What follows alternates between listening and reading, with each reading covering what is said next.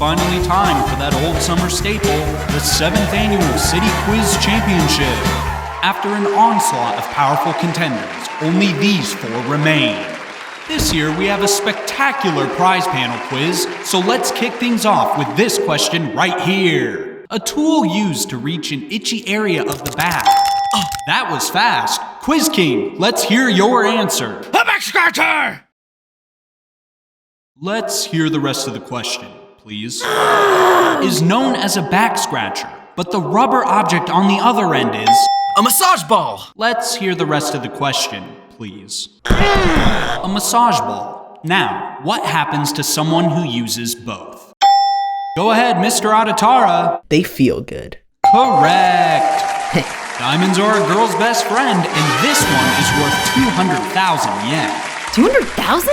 Now, Mr. Makabe and the Quiz King will sit this one out. Since Mr. Adatara got it right, he chooses the next question. Life. What is life? Huh? Yes, Mr. Adatara? Pain. Correct. Say aloha oi to the land of endless summer. A trip to Hawaii worth 400,000 yen. 400,000? Now, all players are back in the game. Pull it together, Which Nagamo. question will we tackle What you next, got, Mr. son? Adatara? History. Please state your favorite historical figure. Go ahead, Miss Nagamo. Yes! Here it is! A super jackpot question! Your answer, please. Oda Nobunaga! Correct! Yeah! A mysterious creature that rolls up when you touch it. You win 3 pill bugs. Damn it! Please calm down. There are still plenty of wonderful prizes to be won. This is your chance. Which question do you... Shut up! I'll take Proverbs. A bird in the hand is worth how much? Yes, Quiz King. Throw it in the bush! Let's hear the rest of the question.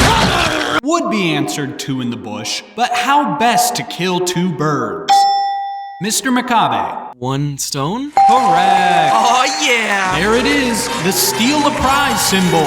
Miss Nagamo's pill bugs now belong to Tatewaku Makabe. Damn it! You don't get to choose which prize to steal, but you do get to choose the next question. Too good! It's not good at all! Shit! I pick music. What is music in French? La musique. Correct, Miss Nagamo. Why, it's another steal a prize symbol. Amazing! The pill bugs return to their original owner. What fresh hell is this?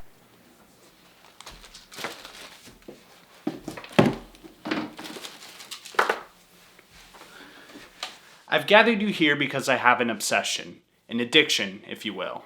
No, not weed. You and I already talked about that. I've fully relapsed into the world of manga.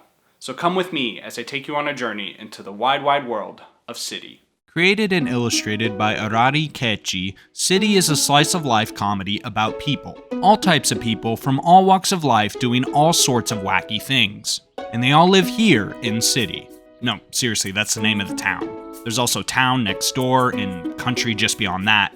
This is the kind of top-tier humor to be expected in the town of City. Rai Kechi's style of humor is incredibly heightened. He finds humor in the mundane, he creates chaos out of order, and he creates order out of chaos. His other more notable work, Nichijou, takes the surrealist humor up to 11, but as much as I'd like to talk about that, we just don't have time. It's all about City today. The best example I can give to Western audiences is that this is in the same vein as a sitcom.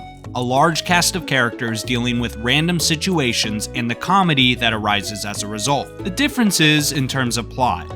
City contains both the episodic elements of a sitcom and the serialized elements of a drama. Things that happen to a character in chapter 60 can affect completely different characters 100 chapters later. Another thing it has going for it is the length. In 13 volumes, Arari Kechi introduces dozens and dozens of characters that all intersect with each other in unique and interesting ways. Sometimes major characters interact for entire volumes at a time. Other times it's just a simple interaction as they pass by, and sometimes every character collides in a massively detailed set of double-page spreads where every character shown has some sort of story leading them to that moment. These double pages are arguably the reason I'm doing this video in the first place, and by the end of the video you'll see why. These simple flourishes breathe life into the world of City. It's like Robert Altman's Nashville, but a multi-season TV series instead. Sorry, that wasn't really for the Zoomers. It's like Minecraft SMP, you know, you got Quackity and Dream and George Not Found, whatever. They all have their own plots, but sometimes those plots collide, and it's very entertaining when they do. I'm fascinated with large webs of characters and stories, so that's what I'm going to be making a guide of today. I've gathered all my materials here, and we're going to go and map out the relationships of every single character. And then we're going to talk about the 4 major arcs that connect them all, and hopefully on the way, we'll figure out why this manga is so goddamn compelling. To me, at least. One final note, I will be spoiling pretty much all of City, but don't let that deter you from reading the manga if you're interested. This is a manga where knowing how it ends doesn't really spoil the fun. Roll the title card. In City, I feel my spirit is contained. Okay, first let's lay down a few ground rules. We'll be using different string colors to represent different types of relationships. Green means friends, purple means acquaintances, blue means in the same team, company, or troop, red is for enemies, orange is for family, pink is for lovers, and yellow means they've simply interacted once. I'll be updating this board at the end of every section, and to prevent myself from spending hundreds of dollars in yellow yarn, I'm defining interacted as having spoken to each other or affected the plot of one another. Okay, since there's legitimately over 70 characters I want to talk about, let's just jump right in with the big 3. 3, that's a magic number. If you had to pick a main set of characters, it's definitely these 3. They have the most screen time, the most plot, and as a result, they have the most connections within City. This group of 19 to 20-year-olds are unofficially named after the university all of them attend. The irony is that you only ever see them attend class once. Very early on, they also become roommates and get into tons of random bullshit. I'm getting ahead of myself. Let's start with the lead, Nagamo. You got to know when to hold up. Nagamo Midori is your classic unemployed college student. She's energetic but unmotivated and compulsive. She doesn't care about fashion, as shown by her 12 sets of identical hoodies. Despite going to college, it's not really explained what she's studying for. The one clue you get is that her major is Mont Blancology, which could mean the luxury brand, the highest mountain in the Alps, the One Piece character, or the dessert.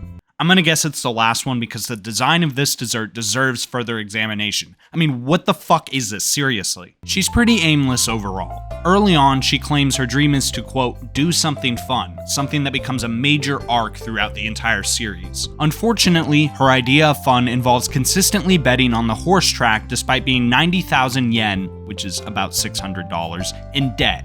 She never wins. She's also best friends with Nikura, and I have to be very careful in pronouncing that name so it doesn't sound like a slur, is Nagamo's foil if we're going by entry-level writing terminology. Nikura, despite being younger, is much more responsible than Nagamo. She has a job, although we never see it, an aspiration as a photographer, and an oddly demented love for eating raw ramen in the middle of the night.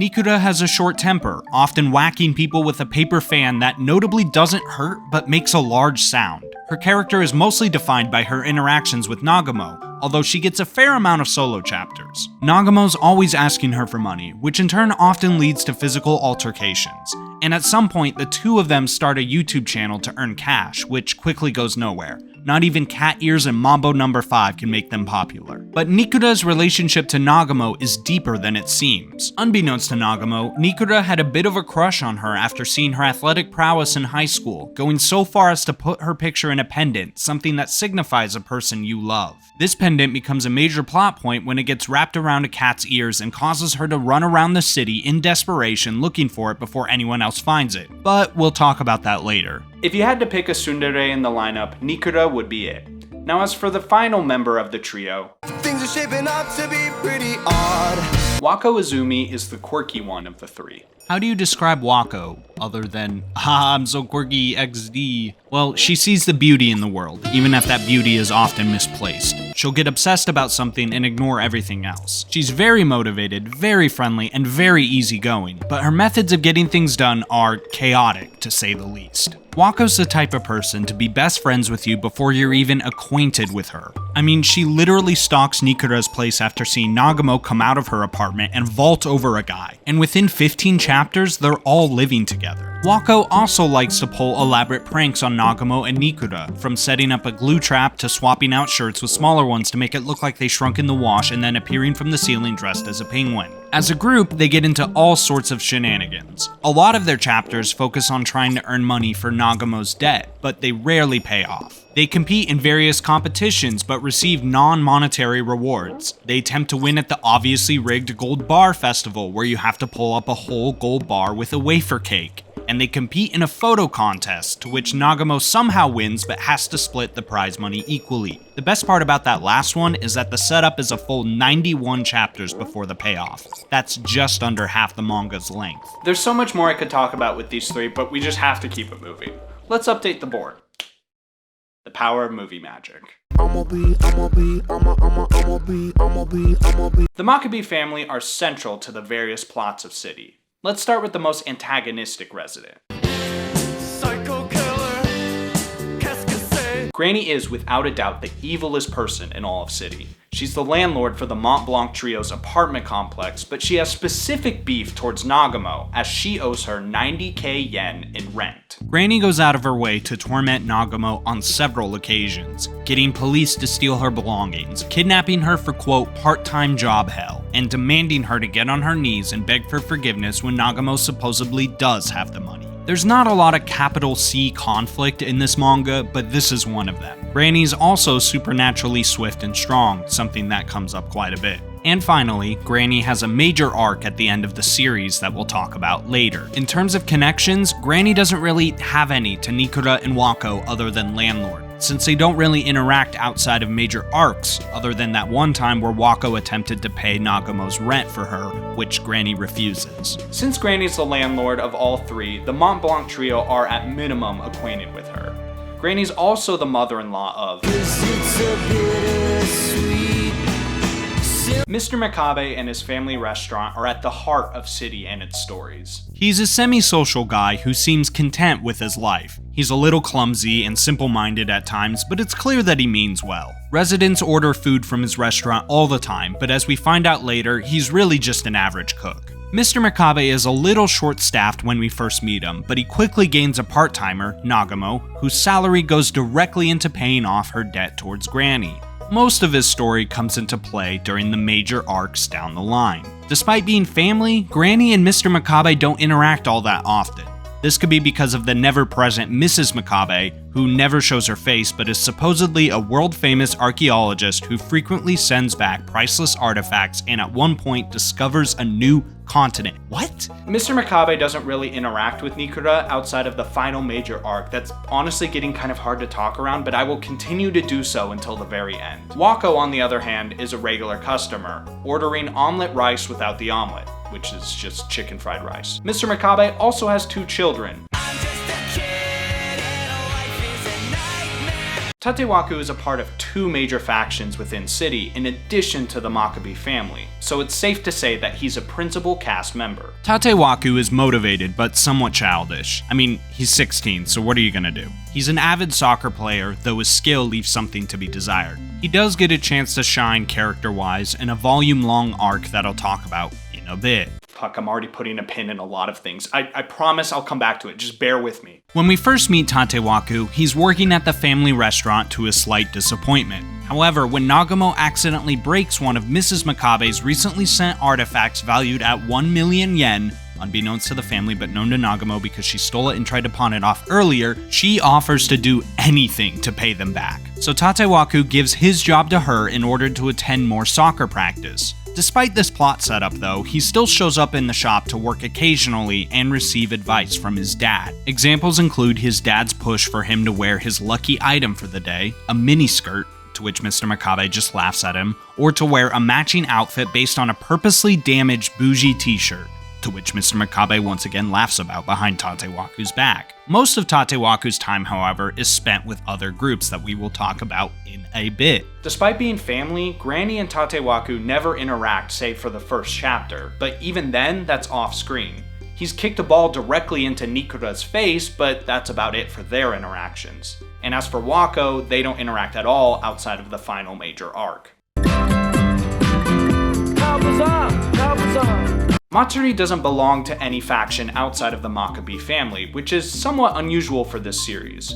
She's also a middle schooler, which is also somewhat unusual for this series, as most characters are high school and up. Matsuri has a very outgoing personality. She's observant, free-spirited, and friendly with everyone she interacts with. Like Mr. Makabe, Matsuri is also involved with Tatewaku's questionable fashion choices, but unlike Mr. Makabe and Tatewaku, she doesn't really work at the family restaurant until the summertime. Early on, she attempts to help Nagamo make a delivery in 5 minutes in order to earn her a bonus, but they fail spectacularly. She doesn't interact with Nikura outside of one chapter involving a cat and Nikura's aforementioned secret crush pendant, but she's one of the few that knows about Nikura's crush. She keeps that info secret for the entire manga, by the way, which is kind of out of character for a middle schooler. Matsuri never interacts with Granny outside of a major arc, same with Wako. The person she spends most of her time with is her best and arguably only real friend. Eri Amakazari, known primarily as Echan, is just like Matsuri in every way, free-spirited, quirky, and outgoing. Her family seems to be well off, considering her last name is on multiple products shown in the manga. Unlike Matsuri, we rarely see Echan in the manga without Matsuri by her side. They walk home together, figure out how to achieve world peace, and play God. Normal kid stuff. Echan and Matsuri as a group probably get the most solo screen time out of any group in the manga. They also have the best, or should I say most emotionally involved plot. Early on, we learn the sad truth that Echan is moving to England at the end of the summer. Echan attempts to tell Matsuri, but can't seem to do it until she throws a pumpkin on her head. The two vow to spend their entire summer together, which leads them to work together at Mr. Makabe's restaurant, where Echan meets Nagamo officially for the first time, until Mr. Makabe eventually closes the restaurant for the rest of the summer. They try to make as many good and bad memories as they can before she leaves, but the most heartbreaking of all is how it ends. At the end of Volume 12, we see Echan's final stroll through the city, visiting all of the places they hung out in during the manga. No words, just going to place after place alone until she reaches the restaurant. To her surprise, she runs into Matsuri. In classic Echan fashion, she explains her new power to wipe all memories of their time together upon her touch, and when she does, Matsuri plays along, creating one of the most poetic endings to their friendship. They never see each other again.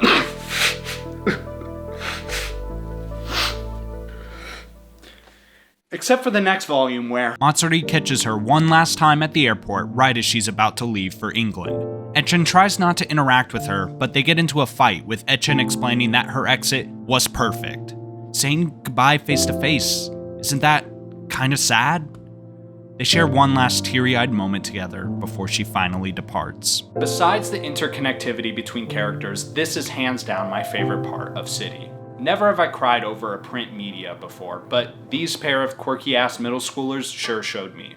If nothing else, read the manga for this. As for other characters, Echan only interacts with Nikura twice, Wako once, and not once does she see Granny outside of the citywide arc towards the middle of the manga.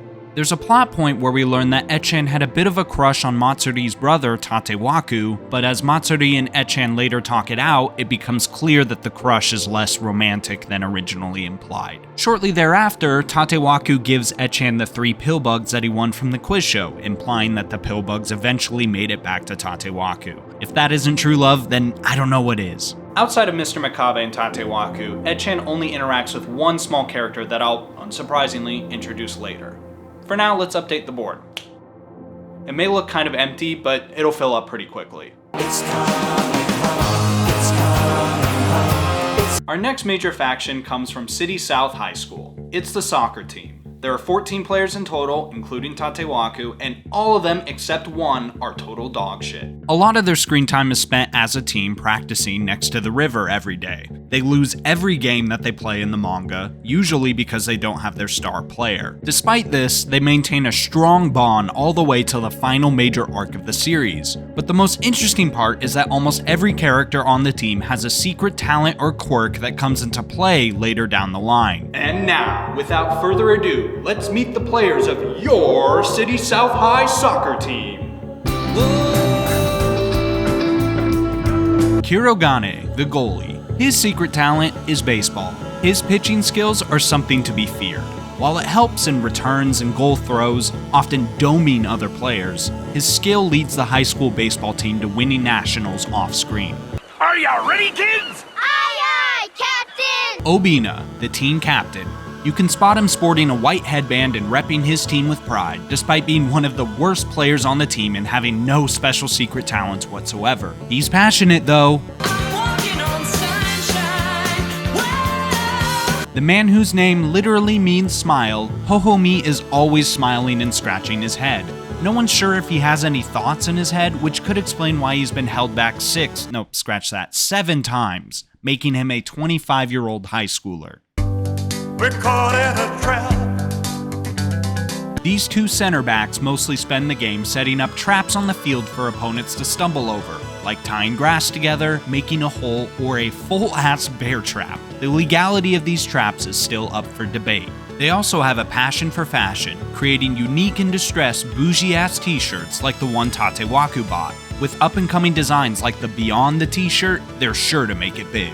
I'm that bad type, make your mama sad type, make your girlfriend. A man never seen on the field or at practice, substitute captain Hinotama spends most of his time as a delinquent gang leader who protects team members from disputes with other clubs. Most of his appearances involve characters I've yet to introduce, so we'll come back to him. Quick on his feet, but absurdly weak when it comes to money and girls, Morone is a very aggressive man with a shaved head. His secret talent is being a neo-Nazi. No, I can't do that. Morone spends most of his time as a world-renowned guitarist for the band Gacho, and is slated to appear on the next Rolling Stone magazine, Most Underrated Guitarists of All Time. I have no idea why they say he's bad with money or girls with this resume. Maybe it's because he's bald? An elite gamer through and through. At one point, he arrives at a game late because of winning a national championship. Why he's on the soccer team, no one can really say, but supposedly he can see the soccer games from a bird's eye view.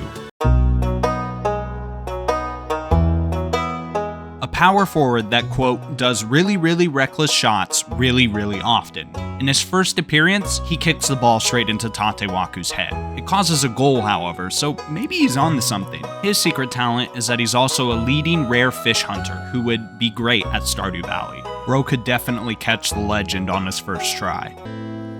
I hurt myself. The Glass Prince. Sasagō is the team's star player, but he rarely gets a chance to shine on account of his never-ending string of injuries stemming from a rampant mole problem. Supposedly, he's at the level of Pele, but we never actually see him play. Possibly the least developed character on the team, Kasuga, like Morone, has nearly unlimited stamina on the field. This is because he also happens to be an incredibly successful long-distance champion runner. You betrayed me, and I know that. Bungenyama is a spy from a rival soccer team who's been secretly taking notes on all of the other team members and is honestly the reason I have any info about them at all. At some point, he gets caught by the team captain Obina and switches teams officially. As a result, he gets kidnapped by the rival team, which causes Tatewaku and the captain to go and save him. We'll talk more about this later. Okay, it's childish, can't be no homegirl, drop it like the NASDAQ. One of two substitutes, Tatewaku being the other, Kurobe is an inattentive, self-centered Juliet. Their words, not mine. He's a financial whiz, owning millions of yen in Nintendo stock and securing the team a higher budget. Man, I feel like a woman. And of course, tying it all together, the manager of the team, Mr. Gangahara. He knows very little about soccer, but he knows how to pop off. He even gets a red card for getting too rowdy. We rarely see him, but a piece of dialogue towards the end of the manga reveals that he flew overseas to become a woman. Godspeed, Miss Gangahara, and sorry for using the wrong pronouns earlier. The team's only other notable interactions, with the characters I've revealed at least, is with Nikura, who gets multiple soccer balls to the face during one of their soccer practices. As an act of forgiveness, she demands that they help her find her lost pendant, which comes back into play during a major arc. Man, I should keep a tracker for all the times I say that. And with that, let's update the board once again. These guys, while a much larger group, are more self-contained, at least for now. Moving on. We're going to continue the Tatewaku connections for a bit with his high school class. Introduced in the second volume and intermittently appearing throughout the series, this class is usually portrayed solving unimportant problems as a unit. Hell, all but 3 of the students essentially act as a hive mind the entire time. Let's start with the teacher. Mr. Amagi is a genuine warrior of incense. So much so that he clashes with his wife about it. Now, I don't know which is worse, the fact that he beefs with his wife over it or that his students know that he does. Mr. Amagi is very matter-of-fact, but willing to go along with the class antics. When they come up with a new piece of slang, he calls the slang office to submit it, as we all do. Hello? Is this the slang office? My name's Amagi. I'm the teacher for City South High School, Class 2-3. We've got a new phrase, and we want it to be the next hit slang. Of course. Right. Yes. Yes. The phrase is, will Guinness and a banana fit? In a bag. That's right. Oh, I see. Okay, thank you. Okay, goodbye. What does it teach? Kids, life is a series of hardships. Outside of this, Amagi's only real connection to the rest of City happens during the final arc of the series, so we'll come back to him later. Now let's move on to the students. There are 6 in total, but 4 of them are about as bare bones as they get. By design, of course. She's a lady. Suwa is the first of the 4 students that could be considered part of the previously mentioned hive mind. The only info we get about her is her name, and that's at the very last chapter involving the class. Other than that, we know literally nothing about her. He was a boy. The second named member of the hive mind is also a black box of a character. His design is similar to another character I have yet to talk about, but despite this, no familial connection is ever confirmed. This isn't her actual name, I just call her Girl X because of the X visible in her jet black hair. Outside of the classroom, Girl X and Suwa seem to be friends since they ask for a selfie with Mr. Makabe together after he becomes famous for about 15 minutes. This is also the only real time you see them outside of the classroom. I don't really have a good name for this guy, but he's the last of the hive mind. The one notable thing we get about him is that he likes mechas, which is fun. These 4 students pretty much run the same bit over and over again of completing sentences as a unit, hence the hive mind comparisons and the obvious lack of character. All of them also have active imaginations, to say the least. While most of the students are unimportant to the overall plot, 2 of them stand out above the rest for completely different reasons.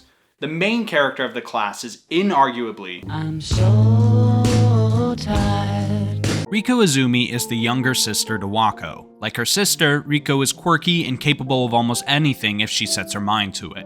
The difference is that Riko can never stay awake during the day. She spends all her nights studying and creating wacky inventions, and as a result always ends up sleeping in class. The rest of the students go out of their way multiple times to help her or cheer her on. At one point, Riko begins to build up a sneeze. The rest of the class gets excited about the possibility of a Guinness World Record. I mean, she's really building up this sneeze here. But when she sneezes prematurely before anyone has a chance to record it, she feels like a failure and makes a sneezing machine in order to trigger another Guinness-sized sneeze. This could explain why Riko is on the cover of the Guinness World Records book for 2019. Riko also has an active fan club, with soccer players Hinotama and Obina as the leaders. This comes into play once Tatewaku attempts to date Riko, going so far as to physically restrain him from asking her out.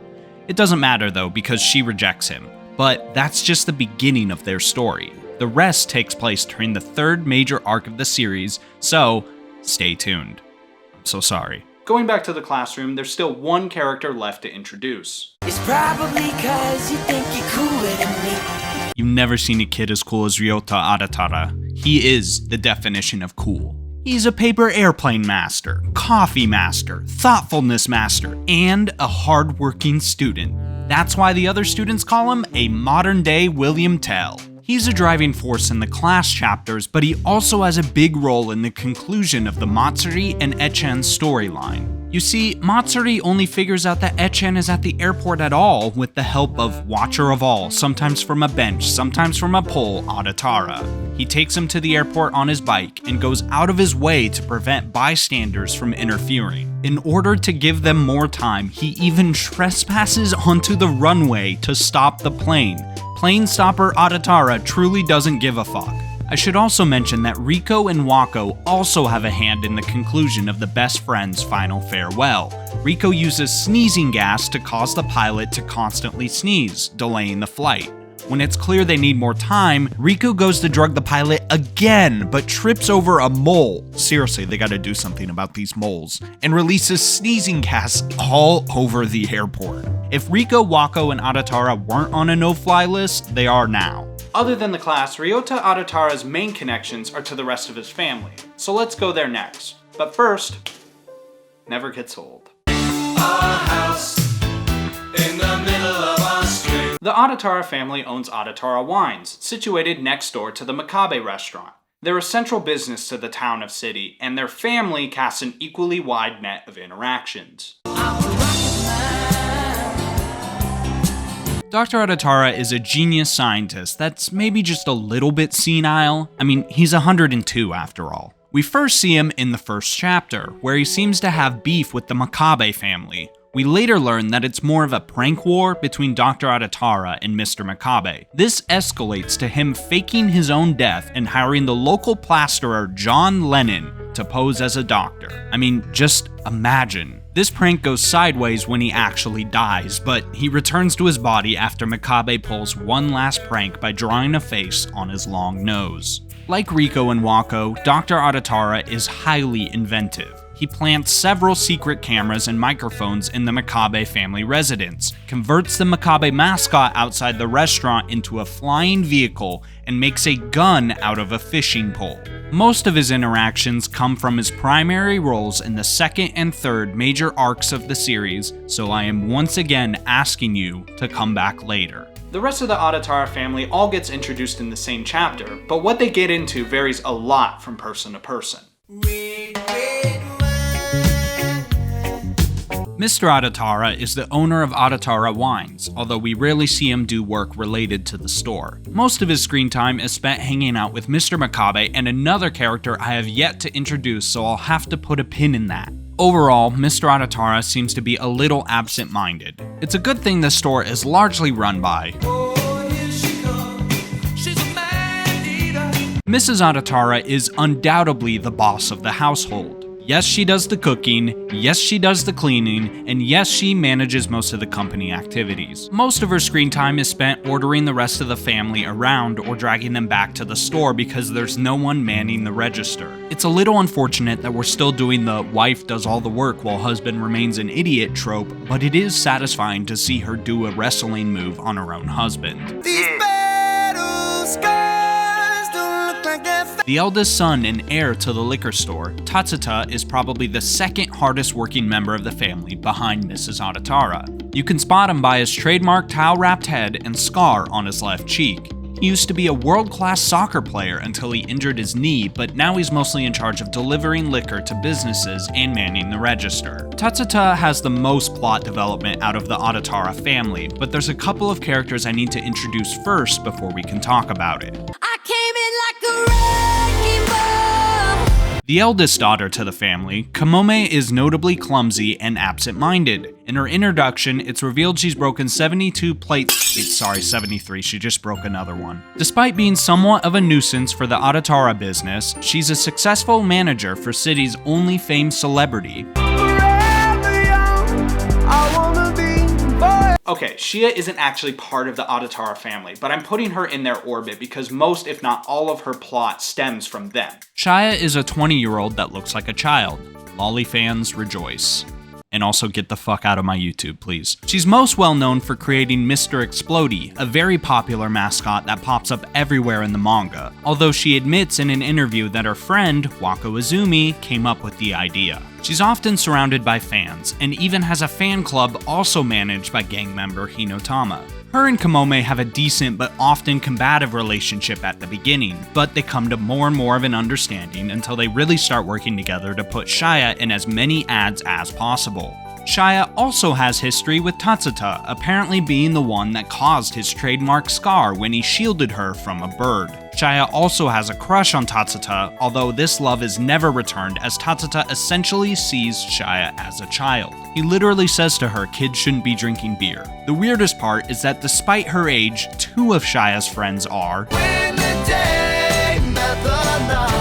the two youngest members of the Adatara family, and the whole manga. Twins Umi and Sora are identical in every way. They dress the same, speak the same, and argue the same. Both of them copy Shia's hairstyle until Sora blows too big of a bubblegum bubble and has to get it cut short. You could honestly confuse the twins with Shia if you're not paying close enough attention. I wonder if that comes into play later. As a whole, the Adatara family often finds themselves in the background of a lot of different plots, but they don't get a lot of chapters to themselves.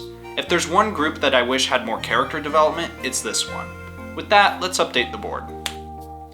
About halfway in, you can see why I find this series so interesting. Every character on this board has at least one or two connections to other people besides just met at a party once. And it's only about to get more complicated, so strap in. Marlon Brando, Jimmy Dean, on the cover of a magazine. City Magazine is a weekly 100-page print magazine consisting of a 4-page feature, 2 pages of horoscopes, including lucky items like the miniskirt that Tatewaku wears, a page of manga, and 93 pages of ads. Only 7 less than a normal magazine. City Magazine may not have the highest readership, but its editors and contributors work really hard to make it the local mainstay they think it is. Always rocking a pair of thick glasses and a tropical shirt, the editor-in-chief runs the magazine from the building next to the Makabe's family restaurant. Not much is known about his current life, but a long time ago, he used to be the world-renowned manga artist Millenarian. He disappeared from the scene 30 years ago and founded the magazine shortly afterwards. Now that all 3 members have been introduced, it's finally time to talk about the 3 Crows. Every time I'm in the street, I hear...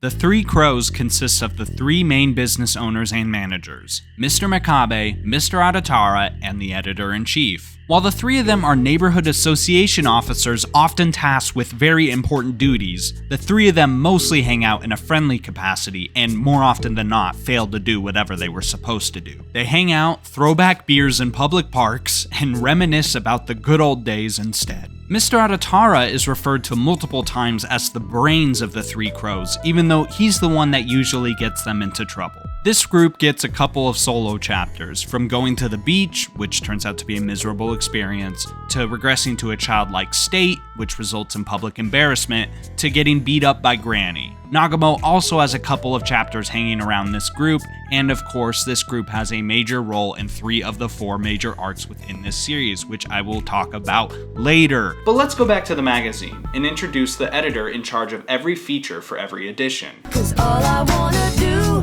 is have some fun. Miss Arama quietly seems to be the reason this magazine stays afloat at all. She's second on the hierarchy of the 3 employees, but with the editor-in-chief often out kicking it with the other 2 Crows, Miss Arama is the one organizing the magazine, interviewing people for features, and doing whatever needs to be done. As a result, in a classic Japanese work culture move, she only gets 1 day off a week. In one of the chapters, she describes her perfect day off, including having brunch at a riverside cafe, reading essay collections while listening to Mr. Evans on vinyl, and having a luxurious bath with extra bubbles. However, she accidentally sleeps through the whole day and attempts to do it all at once. Miss Arama doesn't have a lot of connections outside of City Magazine, but she notably asked Mr. Makabe for his autograph after Nagamo wins a monthly photo contest using a picture of him, which in turn causes the 3 Crows to go wild and try to make as much money off of their 15 minutes of fame as they can. It doesn't even last 15 minutes though before all his fans leave to see Shia filming yet another commercial. Fame is fickle, I guess. Miss Arama also seems to be a regular customer at Adatara Wines based on her one-panel interaction with Tatsuta, but if I had to guess, pretty much everyone in City is. The final member of the editorial trio is their newest employee. Todoroki is the editor in charge of the one-page manga series. He's very young and conflict-averse, just like me for real. As a result, he gets into a lot of situations where being more honest would have saved him, but he's also really passionate about manga. When Wako starts leaving manga pages at the doorstep of City Magazine, Todoroki catches her and begs her to serialize. She refuses politely but firmly multiple times, but he doesn't give up, and eventually she relents. We'll come back to that plotline in a bit, but first I have to introduce the manga artist that Todoroki primarily works with. At the blank page before you. Kamaboko Oni is most known for his 4-panel series Mr. Bummer, in which a character that looks exactly like the artist is subject to all sorts of horrible mishaps, like a train running straight towards his house, or getting hit by a UFO, or getting bitten by 2 Draculas. Both the character and him often have a weeping expression, furthering the theory that art is misery and none of us should do it. He happens to live in the same apartment complex as the Mont Blanc trio, and nearly runs into Nagamo at one point before she does a full flip over the top of him. This both causes Wako to seek out Nagamo as a friend, and Oni to come up with a new manga series idea that quickly spirals out of control. When we first meet Oni and Todoroki, Oni is creatively exhausted. He's out of bummer ideas. So Todoroki proclaims it to be the last chapter. However, when the artist replacing him injures her hand, he's forced to come up with something completely new and unique. And so Mr. Bummer 2 is born. Oni also ends up having a professional connection to Wako when she starts submitting her aforementioned manga to City Magazine, called Mr. Delight, a very original name. Oni and Todoroki assume a declaration of war, but as Wako simply explains nearly 70 chapters later, she's just a massive fan of Oni and wanted him to see it. After finding out Oni and Wako live in the same building, Wako professes her love yet again for Oni's work and promises not to serialize Mr. Delight as long as Mr. Bummer keeps running. What they don't know, however, is that the incredibly successful manga artist that was originally going to replace Oni finally submitted some pages. So Todoroki asked them to please wrap up their series by the end of the summer. But who the hell even is this manga artist? And why do they care about her so much? Let me go crazy, crazy on you. If you recognize that name, then congrats. You're a weeb. Either that, or you're a big fan of Ararikechi's other notable work, Nichijou. That's right, Mio-chan herself is all grown up and following her dreams of becoming a manga artist. And now this is where I take back what I said earlier, because it's time for our Nichijou side tangent. Nichijou is a surreal slice-of-life comedy about a couple of high school girls and their wacky adventures. The series originally ran monthly from 2006 to 2015, but after City ended in 2022, Keiichi returned to the series where it continues to this day. It's a lot more episodic than City, but the trade-off is that the humor can come out of literally nowhere and disappear just as fast. If City is a 5 out of 10 on the comedy scale, Nichijou is a 11 out of 10. I can't claim to have understood every joke they threw out, as a decent portion of the humor requires you to be very familiar with Japanese culture, but the jokes I did get were top tier. The intensity of the comedy is doubly apparent in the anime adaptation, in which every action is turned up to the max. The anime adaptation also does a very interesting thing of reordering the chapters to make it more of a complete story from beginning to end, whereas the manga is very open-ended from chapter to chapter. The anime also has probably the best openings of any anime I've watched, which is saying a lot considering its competition is Neon Genesis Evangelion and Cowboy Bebop. The series centers on 4 high school girls, Yuko, Mai, Nano, and Mio. They all have their quirks, of course, and because this video is already going to be a feature-length film, I might as well include info about them and the anime as a whole, because Nichijou is probably the funniest anime I have watched. Yes, that includes 100 Girlfriends. Cause you had a bad day. Yuko's always failing at classes and generally scatterbrained. She often greets others with the Indonesian greeting, "Selamat pagi," which no one responds to. But she's usually very easygoing when not bullied by. I'm a joker, I'm a smoker, I'm a midnight. Mai is the menace of the group, similar to Wako in City, often expressionless but always pulling pranks behind the scenes to great success. Her humor is impenetrable, and that's what makes her so funny. She also often carries around Maitreya statues, something she carves out of wood herself. Nano is just your everyday, normal high schooler with no special quirks whatsoever. She's definitely not a robot with a wind-up key on her back and has the ability to shoot soybeans out of her hand and cook toast in her head. She definitely doesn't spend the entire series going from afraid that people will know she's a robot to accepting who she is down to her nuts and bolts. And she most definitely wasn't created by a genius 8-year-old. Nope, just a normal girl that happens to wear a wind-up key as an accessory. Finally, the character we came here for. In Nichijou, Mio Naganohara is a 16-year-old with good grades and a positive attitude. She's the straight man of the group usually, to throw out a comedy term. Yeah, I know a bit about humor. She's known for having wooden cubes in her hair, something that gets dramatized to extreme effect via Yuko's daydreams. But most importantly, she's passionate about drawing manga, but not just any type of manga. No, Mio's drawings and mangas are a bit more adult. Okay, look, she draws yaoi, okay? And for those of you who don't know what that is, it is a genre of manga focused on homoerotic relationships between men.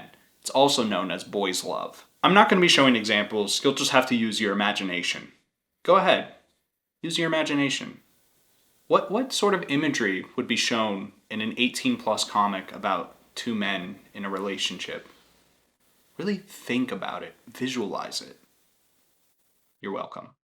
Mio's central arc within Nichijou is learning to accept her degenerate tendencies and to not be afraid of showing other people. There's several moments where she goes above and beyond to prevent people from seeing her work. She even assaults a police officer in order to keep it from coming out. But by the end of the original run, Mio is more accepting and pledges to become a manga artist in the future, going by the pen name Daisuke Naganohara.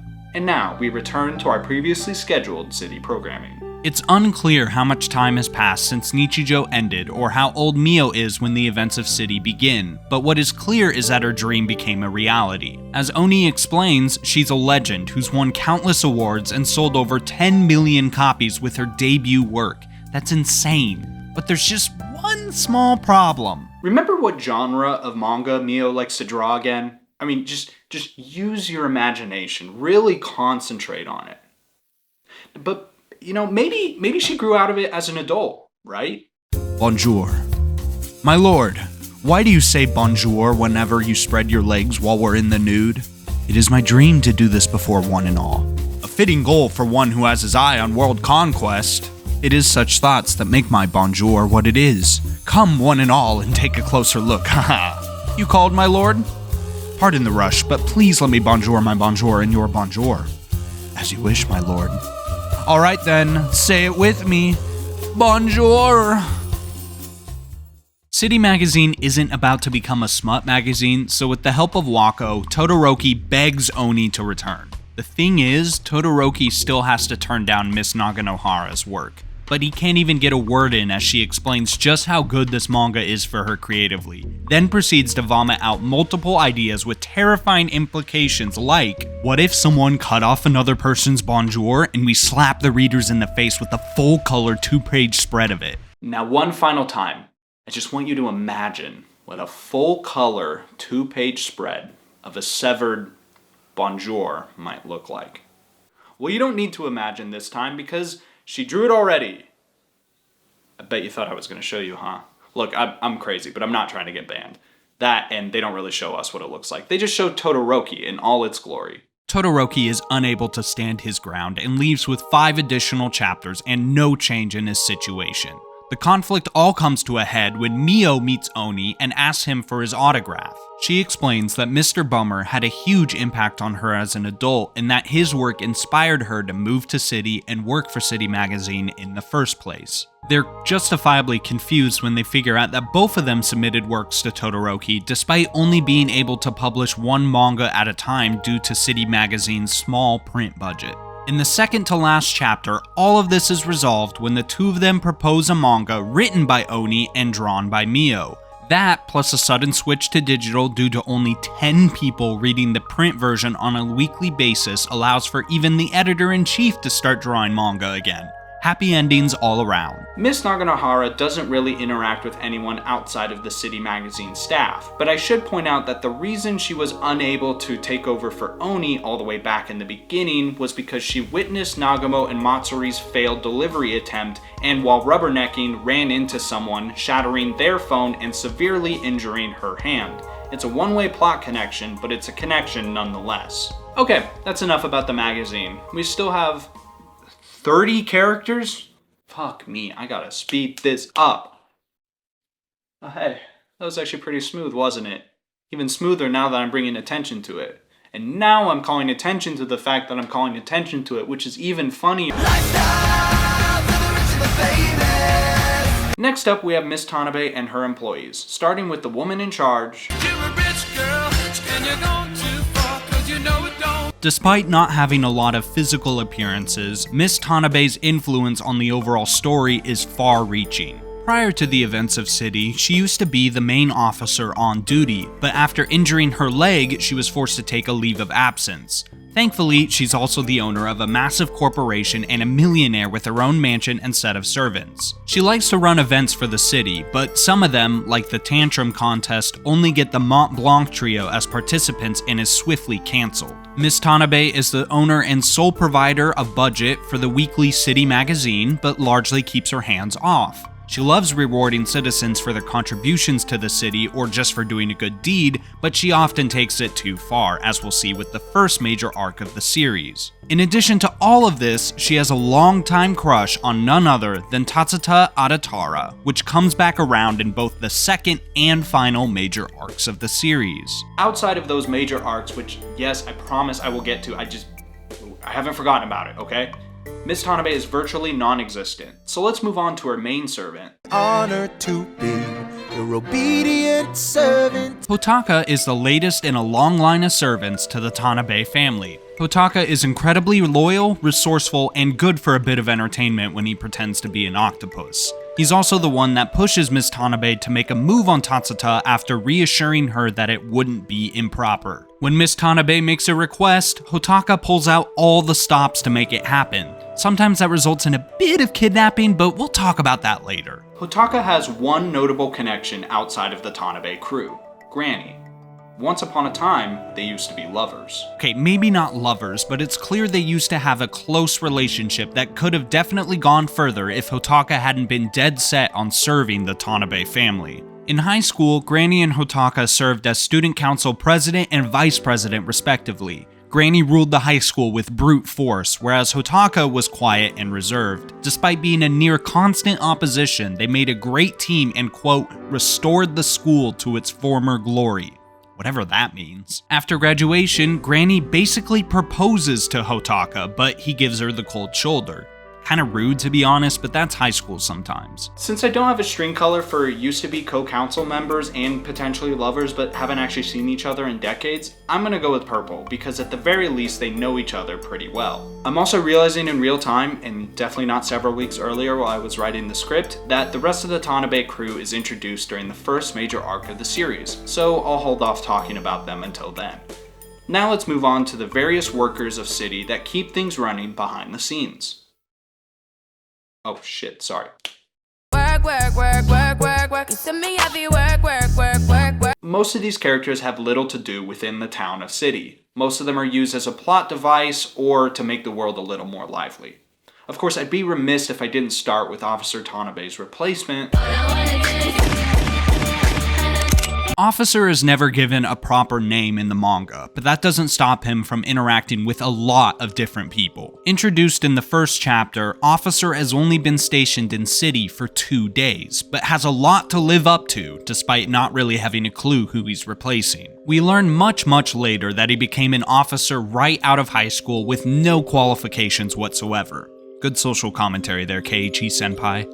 His hat also has the phrase "Officer for one, one for officer" written on the brim, which is also a good joke. Officer is very straight-laced and proper. He orders food from Makabe's restaurant frequently, and he attempts to stop Matsuri and Nagamo from riding together on one bike as they deliver food to the officer box, something he doesn't realize or care. He doesn't mess up a lot, but when he does, it usually involves Granny. Early on, he spots Granny carrying a whole-ass dresser on her back. Pledging to help, he is soon asked to take a bunch of items from Nagamo's apartment. Almost immediately, Nagamo and Nikura find him and catch him as a thief. However, they seem pretty chill with him after that. Officer also has multiple run-ins with both Wako and Riko, falling in love with both of them and shortly thereafter becoming a member of the Riko Azumi fan club that attempts to stop Tatewaku before she ultimately rejects him. He also separately pulls a gun on Tatewaku for looking like a homeless man despite meeting him multiple times before. Once again, great social commentary. And of course, Officer has roles in both the first and final major arcs. I'm just pumped about some shit from a thrift shop. Todo is the owner of the city's antique store, where people often pawn their wares. He's the one who offers 1 million yen for the clay figure Nagamo stole from the Makabe family, which causes her to freak out and run to return it. When Granny orders Officer to steal Nagamo's things, they eventually take it all to Todo's store, where he offers a whopping negative 7,000 yen. Todo has a secret power though. He can see into the past of every item that's brought to him, causing him to offer far above what people expect. He also ends up with Nikura's secret pendant at some point, throwing it in a bargain bin where it stays for over 100 chapters before eventually being found by Nikura herself. The man has a decent number of connections for someone who only appears 8 times in total, 3 of which are in the background or in the extra pages. He does some business with the main characters, but his biggest client is the self-described most evil man in all of City. There's a hole in the world like a great black pit, and it's filled with people who are filled with shit. This is a man who cuts people with scissors and receives compensation for it. Truly despicable. The Barber of City is known for one thing and one thing only: giving out shortcuts for free. In the 10 years he's lived here, he's learned one thing.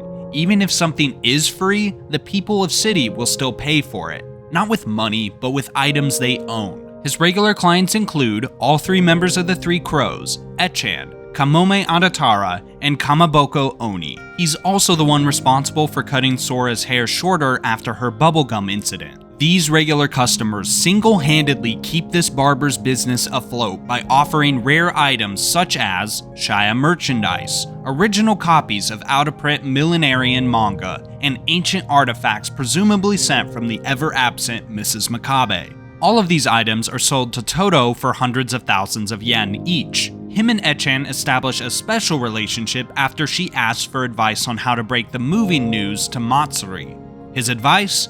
Pretend she's a pumpkin, which, as you know, she takes literally. Echan calls him Granddad as a result and thanks him as she does her final run through City before leaving once and for all. And to top it all off, in a truly despicable act, this barber donates any extra income to repairing the city? He is without a doubt the most evil man in all of City. Clearly he hasn't met Granny. Anyway, let's move on to the Master of Ceremonies. Mr. Kurobe is rarely seen but often heard. He runs the city's radio station, but most of his time on screen is spent commentating soccer matches and citywide events. He also has a son on the City South High School soccer team, number 18. Despite this, they never interact within the manga. Does he even know that his son is a major shareholder of the company that's responsible for some of the biggest IP in modern culture? Who knows? All I know is that the people love his voice. Son Arashima is the local living national treasure. For those who don't know what that means, Nicolas Cage has a mission to steal the Declaration. No, wait, that's not it. Japan has a very strong governmental system designed to protect both the historical and cultural buildings as well as works of art. People in Japan can be designated living national treasures by demonstrating high mastery in a particular art or craft deemed important for preservation. Crafts can include things like woodworking, papermaking, or pottery. At any given time, there can only be a maximum of 116 living national treasures, with each one pulling down a decent subsidy of 2 million yen a year. Most of these people are incredibly old, and Son Arashima is no different. His craft seems to be pottery, where he spends his time breaking pottery? I'll admit, this joke flew over my head. Son Arashima also happens to be a priest in the local temple next door to the apartment complex where the Mont Blanc trio reside. At one point, Nikura and Nagamo get suckered into digging a trash collection hole for him thanks to Granny's help. He's also an active Shia fan, being a part of her crowd multiple times, and he's also the one who calls the cops on Tatewaku for looking homeless, which leads him to seeing Riko Izumi and, like Officer, become a member of the Riko Izumi fan club. In addition to all of this, he is a high-ranking player of surprising shogi, which involves things like pound cakes, huge pawns, twisted rooks, and fried shrimp. Again, this bit probably kills with the Japanese audience. At this point, I've introduced all of the named club members of the Riko Izumi fan club, except for one. Dear Slim, I wrote you, but you still ain't calling. The fourth member of the Riko Izumi fan club only appears in 2 chapters, both of which involve Riko. He catches feelings for her after she nearly sits on a bench with a wet paint sign, but as it turns out, it was dried. One giggle is all it takes for him to join the club and restrain Tatewaku 70 chapters later. Too many cooks, too many cooks, too many cooks. Yamabushi is the only other chef present in the manga. He's new to the city of City, but he quickly grabs the attention of fellow chef Mr. Makabe. Mr. Makabe goes to his new restaurant every day and orders the same meal in order to fulfill his dream of being someone that can walk into a restaurant and order the usual. Before he reaches that stage, however, the restaurant goes out of business. But that's not the end of Yamabushi's story. Before its untimely closure, City Magazine did a feature on him. The problem is the restaurant closed before the feature was released. When Miss Arama explains the dilemma to Miss Tanabe, she simply offers to revive the restaurant before the feature's release. Rich people things. He saves Wako from a stray baseball hit across the city by none other than Kirogane, and he receives a delivery from Tatsuta and Shia, who happens to be tagging along against Tatsuta's wishes. Finally, he's a bystander/victim to a battle between Nagamo and Granny to pay off Nagamo's debt, although they move so fast that at the end of the interaction, he seems unsure that it happened at all. Yamabushi only appears to have one employee. That's me in the corner. This unnamed, presumably middle-aged woman just barely gets enough plot to not be considered a full-on background character, even though that ends up being most of her appearances. She seems to be a little clumsy and forgetful, as in multiple instances she forgets or drops her change for Nagamo and Nikura to find respectively. She also nearly applies for the job at Mr. Makabe's restaurant, but ultimately decides against it. Instead, she becomes an employee of Yamabushi's new and improved cafe. When Yamabushi injures his hands due to catching a baseball with his bare hands, it's the cross-eyed girl that has to find a replacement. When their bike gets a flat tire, she's the one that asks if there's anyone around who's stupidly fast and literally has nothing better to do. Lucky for her, Nagamo happens to be walking by and agrees to help her out. For pay, of course. Nagamo, as well as Nikura, eventually deliver an ice-cold bowl of soba noodles to the manga artist Kamaboko Oni, but not before they come across... Screaming, what's the difference between a thief and a mayor? The mayor of City only appears in person once, but catches the attention of Nagamo and Nikura because of his thief-like attire. And that's because he is in fact a thief. His name is a pun on both the title thief and the thing he wears that thieves stereotypically used to wear as disguises in Japan. He's quickly restrained by Nagamo and Nikura, only to find out through the arrival of Officer that he is in fact the mayor. Shortly thereafter, he announces his resignation, kicking off the final major arc of the series. Which I promise I will get to soon, we just have a couple more characters to introduce first. Chill, please. And all I gotta do is act naturally. Tekare Dake is a college student and leader of the locally famous Tekare Dake troupe. Their plays are well known amongst city residents. Tatewaku even takes Riko on a date to one, although she falls asleep before it even starts. While not formally introduced until after the first major arc, Tekare Dake is mentioned and seen multiple times. Nagamo mentions going to get money from him by going on a date with him, to Nikura's shock and disappointment, as they were apparently chatting with each other a lot. Guess we have some bi representation as well. Nagamo returns several chapters later saying that she declined because he just wanted her to be in his plays. Sometime later, Nagamo, more strapped for cash than normal, finally agrees to be in his plays on the conditions that she doesn't speak, show her face, or move. He takes this as a challenge and accepts. Over the course of the manga, Nagamo acts in 3 of Tekeradake's plays. Interestingly enough, the first time she moves, the second time she moves and shows her face, and the third time she moves, shows her face, and has lines. That's what we like to call character development. While Tekeradake mostly appears for plays and major arcs, he can also be spotted serving Shia and her manager at Cafe Acorn, hence his inclusion in the City Workers faction. But what theater troupe would be complete without its cast? So let's meet them. Unlike Tekeradake, the rest of the troupe is never shown until the formal introduction of Tekeradake himself, and for good reason. They're all animals. From biggest to smallest, we have Fighting Monkey, Quackski, Hedgestir, Hellbird, and Mr. Squeak. All of them appear to possess enough intelligence to understand Tekeradake and act in his plays, receiving food as payment. Like most theater kids, this troupe is dramatic as hell, creating brutally violent scenes out in public in order to get Nagamo on board, only for her to completely ignore them. Tekeradake and the troupe have important roles in the second and final major arcs of the series, so we'll come back to them in a bit. This next snap's gonna be a bit messy, but here we go. Holy shit, that's a lot more than I thought. It's almost like it's a whole city of people.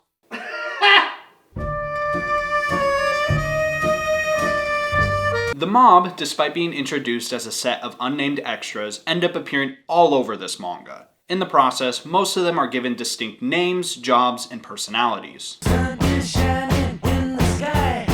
Good Person is never actually given a name, but his title speaks for himself. He is unusually nice, even for a city of unusually nice people. He's always humble, refusing rewards and celebrations while simultaneously praising nearly everyone he interacts with. He makes pottery, although oddly enough his creations seem to be cursed enough for Toto to offer negative 400,000 yen for one of his pieces. Good Person and Nagamo spend a lot of time together in the first major arc of the series, and he also has an incredibly minor role in the final arc of the series. I'll be there for you. Defined by his vertical slit eyes and unique t-shirts, Tateshina is a freshman at Mont Blanc University. As with the rest of the mob, Tateshina is largely regulated to the background. The notable exception, however, other than the major second arc, comes when Yamabushi injures his hand. When the cross-eyed girl explains this to Tateshina, he gets heated because no one will make his fried rice. But lucky for him, Mr. Makabe, who just happens to be there, promises to make his rice. And so the two of them travel across the country to procure the best possible ingredients. They get rice from a Mr. Todoroki, who, if I had to guess based on the design and name, is related to the editor Todoroki. They get eggs directly from the cloaca and green onion off the side of a cliff.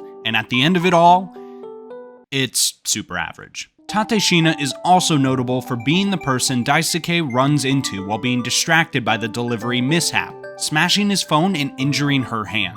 Basically, it's his fault that Daisuke didn't show up until the very end of the manga. Tateshina's closest association is, without a doubt, another member of the mob.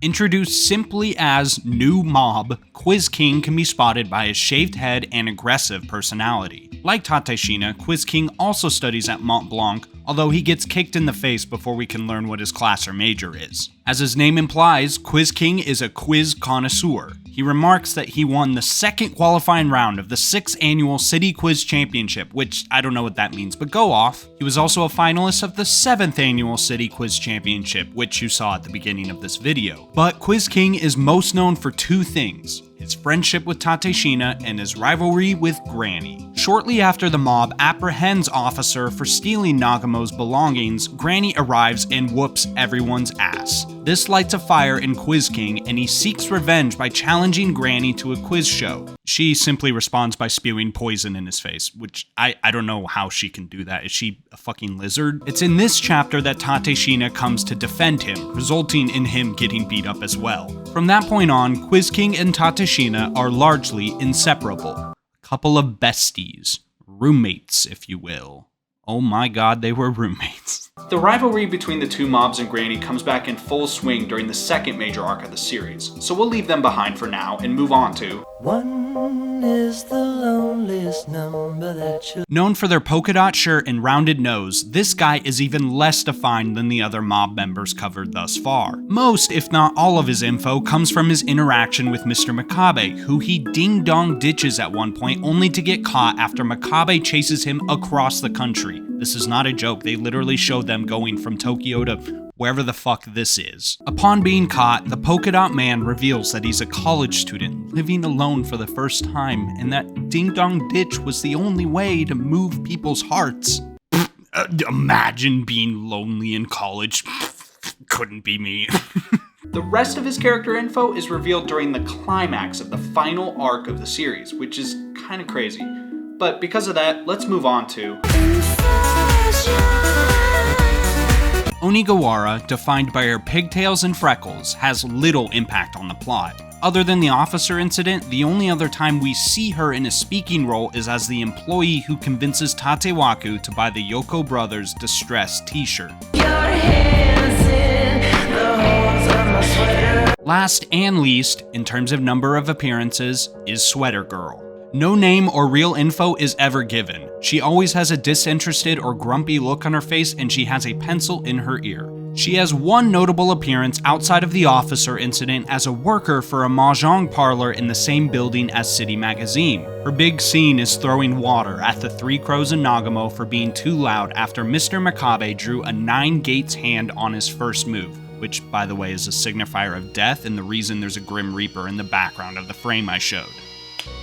And there it is. With all of the human characters finally on the board, it is finally time to talk about... He did the monster mash. Oh right, I forgot. While most of the animals in City are unseen until the second to last volume, one of them has the highest number of manga appearances outside of the Mont Blanc trio. Trust me, I checked. That's right, we gotta talk about the cat, because this is no ordinary cat. He's actually half rabbit, if you couldn't tell from his ears. In the early portions of the manga, Mimi Neko can be spotted at the scene of almost every major event. The officer incident, the delivery mishap with Nagabo and Matsuri, the revenge fight between Granny and Quiz King, and the first meeting of the Mont Blanc trio. These are just in the first 25 chapters. While many people have seen Mimi Neko, few people interact with him. Or her. Or them? Honestly, we never learn the gender, so who knows. Oni and Nagamo both tug on their ears multiple times, and they always seem to hang around Wako or Granny as they stroll around the city. Of course, there's also the bit with Nikura and the pendant, which comes into play during the first major arc of the series, but Toto seems to have the closest relationship, as he has a pillow set out for them which they come back to multiple times. Despite this, it's not really clear if Toto is actually the owner of Mimi Neko, especially after chapter 163 when we finally get their lowdown. At some point, someone, most likely Miss Tanabe but unconfirmed, puts a 50,000 yen bounty to see the cat, heavily motivating Nagamo and Nikura to catch them. They escape into the sewers, exclaiming, "This town just isn't safe anymore." That's how I imagine they sound like, by the way. And it's there in the deep dark sewer that Mimi Neko meets up with the rest of the city dwellers. I'm the professor and all I can tell you is why you're still sleeping, the saints are still weeping. The professor is a Japanese giant salamander wearing glasses and sporting a mustache soul patch combo. He's a special protected species and, like his name implies, seems to be very knowledgeable about the world. I've been everywhere, man. I've been everywhere, man. Ibis is a crested ibis, also a special protected species. Upon returning to City from traveling across the world, he confirms that this town is the safest place for endangered and unusual species like Mimi Neko and the professor. The dog days are over. He's just a little boy holding a big, comically large piece of meat. He's also the last of his kind, unfortunately. This could be because he's unable to speak words even among the animals, and is therefore destined to be forever alone. But he's got a little cute little meat. I mean, look at him. He's just a cute little boy. The last two animals actually do have story connections to the residents of City. The first is a legendary Japanese cryptid. Something evil's lurking in the dark. A Tsuchinoko is described in Japanese folklore as a snake with an abnormally large middle region. No, it's not just a snake that swallowed something really large. You're such an idiot. Supposed abilities include the ability to shoot venom, like a normal snake, swallow its tail to roll like a wheel, and jump high in the air with the ability to double jump mid-air. Pro is a fucking video game character. They're also sometimes able to speak, and apparently they lie a lot, and they have a taste for alcohol. I don't know where the fuck this is coming from, but the Tsuchinoko in City is nothing like this. He's just a sweet little guy hanging out and doing his thing. Posters requesting info about him can be seen as early as the first chapter, but the Tsuchinoko makes its first appearance among humans during the first major arc of the series, which we are almost there. Just swear to God, give me 5 minutes. 5 minutes. That's all I need. And the final animal, drumroll please, is... Semi-tongue kind of life, baby. Okay, just let me explain. Back in the sewer, all of the animals meet up to discuss the safety of City. After Tsuchinoko explains that the bounty on Mimi Neko is nothing to be afraid of since Miss Tanabe let him go after seeing him immediately. Who should show up but none other than the Tanabe Crew? They blow him off as not unusual at all, until they introduced a friend of theirs. This guy. No one knows what species it is, not even the professor. I've made a discovery. There is one person who knows what life is. Mio. In one of the final chapters of the OG run of Nichijou, Mio runs across the creature while looking for new species, as one does. However, when she brings it back to a scientist, he recognizes it, calling the creature the Aioi Special. It was there this whole time, and I didn't even know. And I read Nichijou. I read it all the way through. How could I have missed this? Despite this frankly shocking discovery, I still prefer the name Life, and you'll see why in a sec. Ibis explains that this thing, and this thing alone, might not be safe even in this town. But little do they know, it's humans that should be afraid of it. A whole 126 chapters after losing it, Nikura finally spots her secret pendant in Toto's 100 yen bargain basket while on her usual walk. Despite the incredibly low cost, Nikura has no money, so she races home to get some before someone else buys it. She takes a turn thinking it's a shortcut, only for it to be a dead end. But her troubles only begin upon turning around and finding herself face to face with the thing, the menace, the horror. Look at its eyes. Nikura, on a race against time, attempts to solve the problem in the only way she knows how: violence. She throws her fist against its, quote, big honkin' nose, but there's no reaction. So she punches it again, and again, and again. Hours go by, day turns to night. Finally, she considers that maybe his nose isn't where she should be punching. So she aims for the stomach, and boom, instant knockout. By the time she figures out its weak point, her exhaustion is too much. She falls asleep right there on the spot. And upon waking up, she finds that she's back to square one. But it's no problem. She can just punch it in the stomach again and it'll instantly fall down. So she winds up and he blocks it. At this point, she has an existential crisis, trying in desperation to move this unmovable object. She falls to the ground in exhaustion yet again, and the next morning, the thing is gone. She muses, what in the world was that thing? It appeared in my path and left me with anguish, conflict, despair, and just a little bit of clarity. Next time it appears in my path, I think I'll call it life. Deep. Anyway, with all the factions introduced, it's finally time to talk about what you've been waiting over an hour for. No bait, you've earned it. Can't stop, addicted to the shindig. There are 4 easily defined major arcs within the manga of City. The party, the race, the rescue, and the election. These are my names, not the authors. 3 of them involve almost every faction colliding together into one big citywide event, but one of them is a volume-length, silly little side tangent that involves a couple of key characters. Prepare for run-on sentences with a lot of details, because it's about to get messy. More messy, anyway. The party takes place through the entirety of Volume 4, starting with Nikura, Nagamo, and Wako's race to catch the pendant stuck on Mimi Neko's ear. Before any of them can catch the bunny cat, Nagamo abruptly gets kidnapped by Hotaka and taken to the 12th floor of Tanabe Tower, where she finds the also recently kidnapped Good Person settled in. Good Person reveals the horror that he's been kidnapped twice before, and if they stay in the tower, they'll be given a celebration of a lifetime. Wait, what?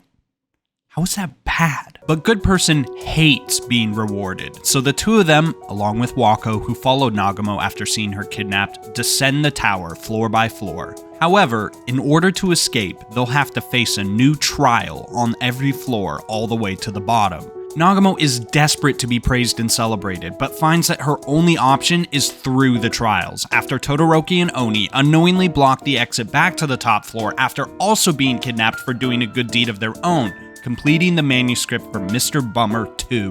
And Lord knows the world needs more Mr. Bummer. In the first floor, or rather 11th floor, they encounter... Do you believe in magic? The magician's trial is simple. Discover the secret of his magic tricks, or be celebrated. Before anyone can do anything though, everything falls apart spectacularly. His birds go rogue and take away his materials, and he's left lying on the floor, defeated by his own hand, begging his birds for forgiveness for treating them so carelessly in the past. The three hostages make their way down to the next floor without any resistance. It's here that I should mention that the magician only shows up once outside of this arc, where it's revealed that he's actually the representative director for the failing Super Bodhisattva group, which owns the city supermarket, and that his magic tricks are simply a hobby he used to advertise. When Nagamo attempts to become a successful YouTuber, Good Person suggests using her as a mascot for the failing business. Things fall apart, however, when all the magician offers for payment is 2 croquettes. While the hostages make their way down the tower, Matsuri and Etchan are doing their normal wacky bits together and nearly shattering the illusion that everything is going to be okay by Etchan revealing that she's moving. Suddenly, they spot Mimi Neko still sporting Nikura's secret pendant. They ditch school to chase after him. Or her, or it. Fuck, I still don't know. Back in the tower, the newly formed trio face the Chamber of Math Hell with a woman named... Let's get down to business! The rules are simple. Fight her and win. But there's just one small problem. This isn't her floor. It's... The square root of 69 is 8-something, right? Abacus bursts in, pissed that Braids is taking over her floor. They bicker about the lack of competitors on their respective floors, which, you know, obviously, like, who the fuck is getting kidnapped and going down all of these floors when they could be celebrated? This quickly escalates into hand-to-hand combat, and then death. Just kidding. The two reconcile, and the hostages are allowed to pass both the 10th and 9th floor without incident. And at this point, Nagamo is pissed. Braids and Abacus have a history going back to childhood friendship. As adults, both of them got jobs as an accountant and cleaner for Miss Tanabe, respectively, in addition to the trial gig. Both of them pop up as a dynamic duo in the second and final arcs of the series, so stay tuned. Yes, I am still teasing things this late into the video. What else am I supposed to do? Say it now? Back in the town, Miss Arama explains to Miss Tanabe the situation about Yamabushi's restaurant closing before the feature on it could come out. Miss Tanabe reassures her that she will 100% find the chef and revive the restaurant. So who does she call? None other than the 3 crows, baby. Hell yeah. They, of course, immediately chicken out and decide to kick back a few cold ones and chicken skewers in a public park instead. Scared of failure, Mr. Makabe pulls a fast one, capturing Dr. Adatara and lying that they found the chef since they look so similar. On the other side of town, the Adatara family prepares a delivery for a party at Tanabe Mansion. More specifically, Tatsuya prepares while Umi and Sora argue about who won a game of rock, paper, scissors. Eventually, the 3 Adataras hop in the van and make their way towards Tanabe Manor. While all of these past few chapters have been happening, Nikura has been relentlessly running around the city at random, confused and exhausted. Can actually spot her in a lot of the previous chapters just running around looking like she wants to fucking die. Will she ever find her pendant? Oh shit, that was easy. Nikura flags Matsuri and Etchan down and is about to ask them for the pendant until they look inside and see a picture of Nagamo. Of course, they immediately connect the dots. Nikura finally attempts to snatch it out of their hands, causing Mimi Neko to run away and jump onto the Adatara van passing by. Matsuri and Echan clock the van immediately and agree to follow it, while Nikura realizes that the best plan is not to find the locket, but simply prevent Nagamo from finding it first. Lucky for her, Nagamo is still trapped in this tower, where the keepers of floors 8, 7, and 6 all immediately yield due to sickness, and Nagamo is still pissed. She gets a call from Nikura where Nagamo begs Nikura to find her at Tanabe Mansion and bust her out. On floor 5, Nagamo attempts to yield immediately upon entry, but is met with a person who doesn't speak Japanese and yields due to an arm injury. This is getting ridiculous. Back in the city of City, the City South High School soccer team are on a run when Tatewaku spots the legendary Tsuchinoko just chillin'. After some tests to verify that it is in fact a real-life Tsuchinoko and not just a bloated snake, Tatewaku captures it by simply picking it up. Where the fuck is the double jump, bro? What, you're literally throwing. Rather than selling it for presumably millions of yen, Tatewaku and the team take it to the police box where Officer in turn escorts them to Tanabe Mansion to show it to Miss Tanabe directly. Once again back at the tower, the trio of hostages have made it all the way to the final trial on floor 2. Nagamo attempts to yield first one final time, but stops midway through once she sees none other than Granny sitting in a massage chair, smirking. She eggs Nagamo on, encouraging her to surrender in her most pathetic voice. So, not wanting to give her the satisfaction, but also desperately wanting to be pampered, she yields by headbutting her through the floor and into the room of... But I'm a creep. Known only by their relation to Miss Tanabe, Tanabe's son is a NEET with a mask who's been secretly watching the kidnapped trio the entire time. It's implied that he's responsible for the trials as a whole, but he very quickly drops in coolness after everyone stumbles upon him on the first floor. Tanabe's son, in addition to being, well, Miss Tanabe's son, is also the captain of the rival high school soccer team, Caps Lock.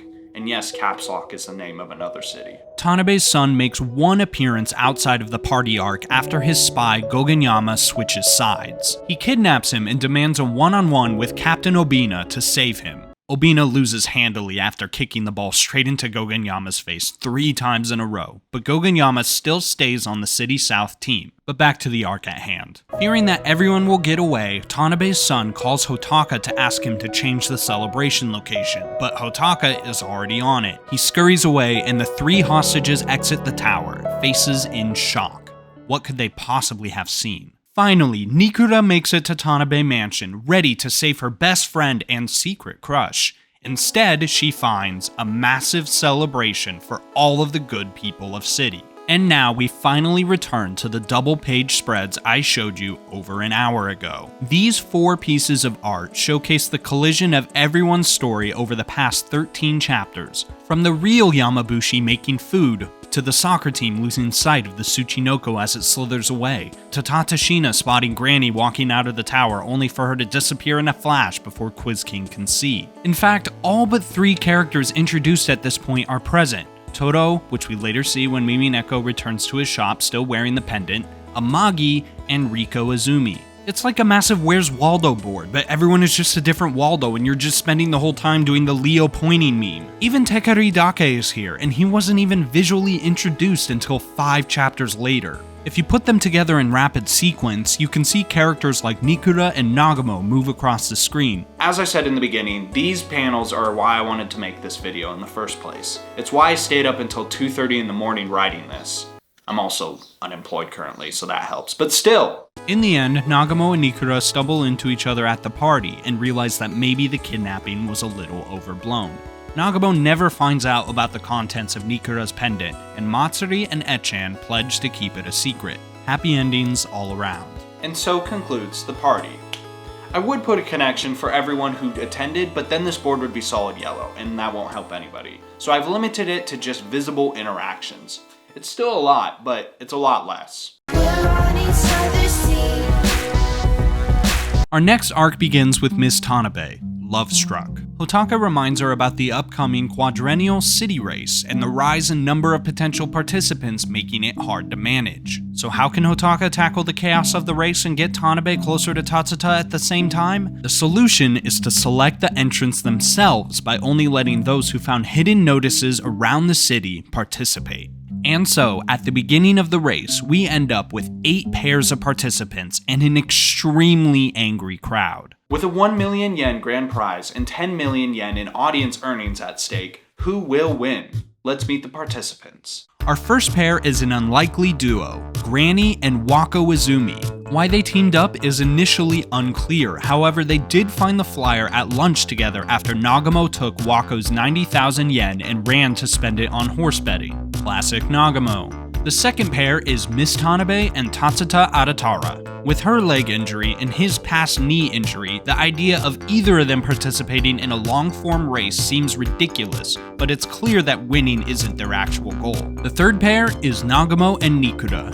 Nagamo is infinitely more motivated than Nikura. The only reason Nikura joined was because Nagamo begged like a dog. I'm not being facetious, this is literally what happened. Team number 4 consists of the manga duo Kamaboko Oni and Todoroki. As if artists can run. Team number 5 represents the 3 crows with Mr. Makabe and Dr. Adatara. Wait, why Dr. Adatara? I mean, the man is triple digits and you want him to run? Team number 6 is the friendship mob duo of Tateshina and the self-proclaimed Quiz King. No one knows who they are. By contrast, everyone knows one half of Team 7, Tekeradake. But who is this Mr. X? They just don't seem to be human. It's so weird. Like, who would hang out with Tekeradake that isn't human? And finally, in Team 8, we have the quirky middle school duo, Echan and Matsuri. Will they be able to fulfill their goal of making lasting memories before separating entirely? Let's find out. The rules of the race are simple. Cross each checkpoint and reach the finish line first to win. The only catch is that every pair has to cross every checkpoint as a team. Almost immediately, Nagamo and Granny blaze through the first part, and if they were for some reason a team, they would win the whole race handedly. But they get stopped at the first checkpoint, letting Tatsuta and Tanabe pass by, as well as Tekeradake and Mr. X, who's holding Mr. X like a sack for some reason. Why isn't the dude running himself? Granny and Nagamo instantly run back through the course to collect their teammates, only to find them working together. Tekeradake races through the second section, believing with his whole heart that he can win the race, and he has good motivation to win. The next play the troupe wants to make requires it to rain on stage non-stop for 50 minutes. This sounds like a stagecraft nightmare, but with the help of this fully automated 50-minute rainmaker custom made by Dr. Adatara himself, it's easy as hell. The problem is, he still needs to pay for it. And so, more motivated than ever, Tekeradake kicks into high gear. His body feels lighter, like a god pushing him forward and protecting them to the very end. He even passes Tatsuta as he reaches the second checkpoint. Unfortunately for him, the cat is out of the bag. Or, I guess I should say, the troupe is out of the bag. Because they were in a bag, and now they are no longer in a bag. Man, I'm good at comedy. With Mr. X no longer existent and the Tekeradake troupe flying in the air behind him, Tekeradake's team is disqualified. I guess he will never know what it's like to make it rain. Guys, seriously, I'm really good at comedy, I swear. Things aren't going so well for the team of Nagamo and Nikura either. Nagamo complains about her partner's speed, so in response, Nikura attempts to withdraw. This scares the soccer team players Obina, Kurogane, and Shirogane as they had bet on Nagamo and Nikura to win the race. Why anyone under the age of 18 is allowed to bet on this race at all, I have no idea. The soccer team members play their ace in the hole to motivate Nikura. Obina produces none other than the pendant. But wait, if the pendant is there, then how is it still in Toto's shop 50 chapters later? Well, as Obina shows Kurogane and Shirogane, it's a fake. But Nikura doesn't know that, so she gets revved up and ready to compete her heart out. Unfortunately, the second checkpoint proves to be a big challenge for both them and most of the other teams, as they have to guess what their partners would answer based on a very specific prompt. Apart from Tanabe and Tatsuta, who somehow got it on the first try, every other team is stuck here. In order to pass, you need to know your partner like the back of your hand, so it's no surprise that Matsuri and Echan get it on their first try. When asked to name a type of footwear, both instantly answer tin can stilts. And to top it all off, they both pull out tin can stilts to use for the rest of the race. They truly are perfect for each other. While Matsuri and Etchan may have jumped into second place, they're still far behind the lovebirds Tatsuta and Tanabe. With how far ahead they are, it's almost like they're cheating, but surely the organizer wouldn't cheat in her own race, right? Well, technically she didn't do anything, because almost immediately after Tatsuta picks her up, she passes out from pure joy. This leaves Hotaka to do everything in his power to make sure she receives no further strain. So with the help of the dynamic duo Abacus and Braids, Tatsuta gets helped without his knowledge and breezes his way through the first 3 checkpoints. They even somehow fool the refs in the perfect match challenge. After some back and forth, Wako and Granny make it past perfect match, only for Granny to instantly disappear again. This time, however, it's not to get ahead, it's to face her opponents, Tateshina and Quiz King. Because Tateshina and Quiz King are not here to win the race. They want revenge. They've been training. As they discard their excess clothes and reveal their gis, they explain their rigorous process. We joined the Obina Dojo and we may not have been training long, but we're in fighting form. We know this alone isn't enough to beat you, however. What we've been lacking is a strong spirit! Mind, body, and skill. The first was the most severely lacking. So what do you think we practiced? 1. Waterfall endurance. 2. Meditation. 3. Fasting. Choose your answer. Too bad! The real answer, the one we finally arrived at and finally created, was our own religion! We realized that hatred is barren. By lacking respect for our opponent, we had already lost. That's what we learned from you, Granny. And now, let us begin. First, we offer our thanks to Granny. And our prayers to Hoot Hoot. Sorry, Granny, but we analyzed your attack patterns with a computer. Any last words?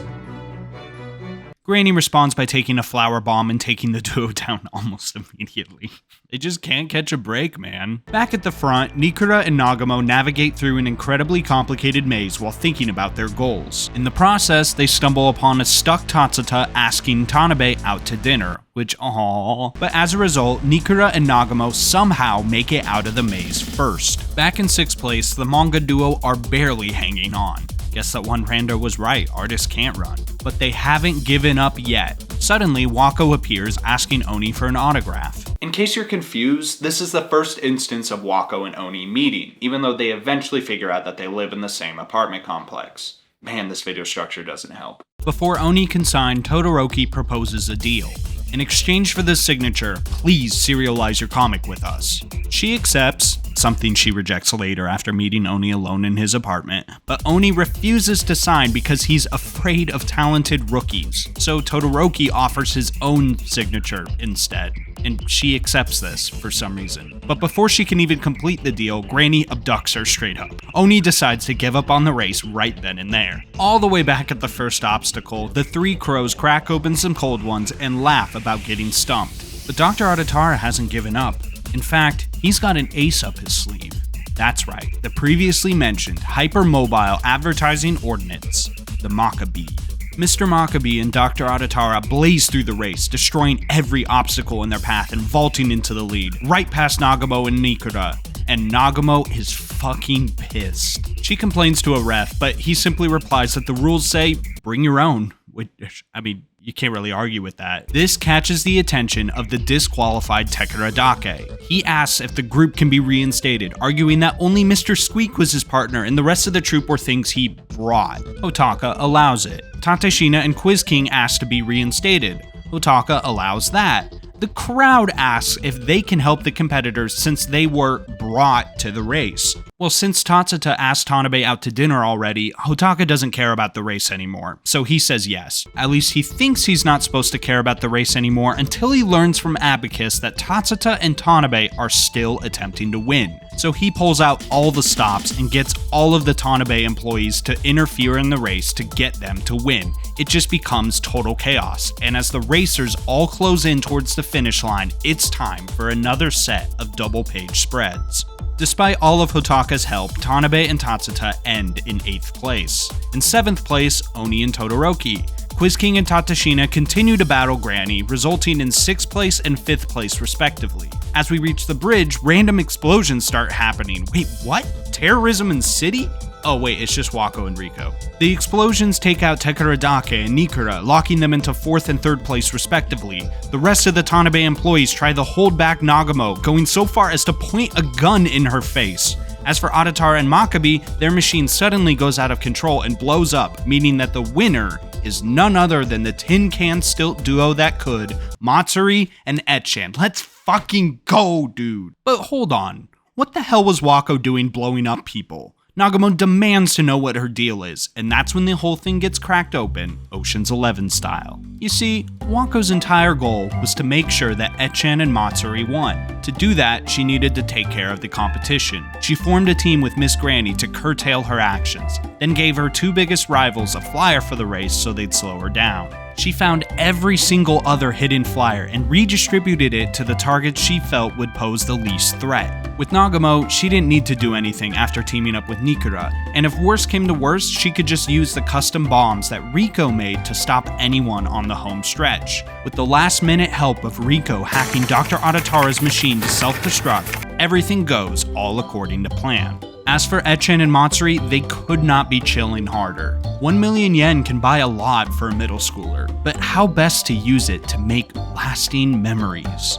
Well, Etchan proposes using her half to get on a plane and come see her, and that Matsuri can use her half to come see Etchan in England. Fuck, that's good. Much better than Matsuri's plan to spend it all on cheesy fish jerky. Okay, maybe not that much better. And so concludes the race. Holy fuck. So the reason that there's so many new connections is because I considered every race participant to be acquainted with each other if they weren't already. And I should note that at this point we've gone through probably about 100 yards of yarn, and I've had to go to the grocery store 3 times to get more yarn. Very annoying. The race arc is pretty self-contained, at least compared to the party, but this next one is by far the least consequential to the plot. This one is a lot different from the other 3 arcs in that it only involves 3 pre-established characters: Riko, Tatewaku, and Dr. Adatara. You can definitely tell that there are characters under here, I promise. At the start of Volume 11, Tatewaku has already been flat out rejected by Riko. But Tatewaku, running mental gymnastics and essentially flat out rejecting reality, isn't totally sure. Somehow he ends up in front of her house, but his heart literally flies out of his stomach when Riko suddenly steps out the door. However, something's wrong. It doesn't take long for him to realize she's sleepwalking, but this is only the beginning. In classic city fashion, chaos occurs almost immediately when she jumps onto a stray cart and starts riding it like a skateboard. And it only gets worse when she turns it into a functional boat riding along the river before crashing straight into a bridge. And so ends the life of Riko Izumi. Honestly, I didn't expect the author to take such a dark turn. But just kidding, she's just fine, having quickly made a helicopter robot out of her bag. Say hello to a state-of-the-art machine complete with built-in defense systems and jetpacks, something that very quickly comes into play after Dr. Adatara butts in and attempts to shoot the bot down with his fishing pole gun. Bagbot bolts, and Tatewaku, hopelessly in love, races after her. He jumps from car to horse to dolphin fin until he catches up to her on a remote desert island. How the hell is he gonna rescue himself and Riko? Well, lucky for him, a ship arrives. Unlucky for him, the ship is full of pirates. Using all the charisma he can muster, he basically says, nope, we're fine. And they leave. So how could they possibly get off this uninhabited island? Well, Bagbot suggests waking up Riko. Alright, Bagbot can talk now. But in the time it took for the pirates to arrive and leave, Riko disappeared. Following a trail of sleep bubbles, the unlikely duo make their way into a cave, down a lit spiral staircase, and right into a secret lair full of alien takopi. No, not the depressing ones, planning to take over the world. At this point, Tatewaku isn't even sure he's awake, so Bagbot punches him directly into a cavern wall. This noise gets them captured, but the punch eventually saves them once the cavern starts to collapse. The aliens try to escape, but